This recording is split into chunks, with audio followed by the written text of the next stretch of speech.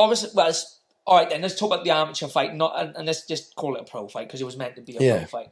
Obviously, it's crazy because you've got all these years of martial arts. You've done the boxing fights, but you're walking out for potentially, or what should have been a pro MMA fight, but you've never experienced walking to a cage, never experienced, maybe training in a cage, but I've never experienced fighting in a cage, never experienced throwing a full force elbow or knee. So, although it was an amateur rule set, what was the mindset like before that? Was it a little bit of, why am I walking into here? Or was it a case of, let's see if this goes as well as I think it's going to go? See, this is the level of arrogance I've always had. Because I am arrogant, and I'll defend that. I'm happy enough to be, because for me, it's like it's always been a glass shield for me, where I'm so arrogant in my ability that it's just like, why would I be phased? And it's helped me up loads. And the whole thing was, I was just like, I'm going to feel him out. I'm not going to rush. But I'm going to get this out within the first round. I'm going to get this one out. Mainly just because I knew I could strike him. I knew I could wrestle him. I knew I got a thing. And he had said to me before about he was going to, he reckoned he was going to knock me out, blah, blah, blah. But I got in, I steadied in.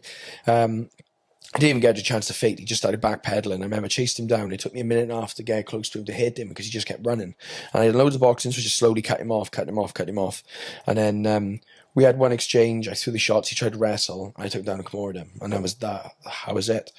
The second fight, I ended up fighting against Brett because it was the only card I didn't fight on that wasn't a Cage Warriors or When You're Old Man's when you did the Academy shows. Everything else was Cage Warriors outside UFC.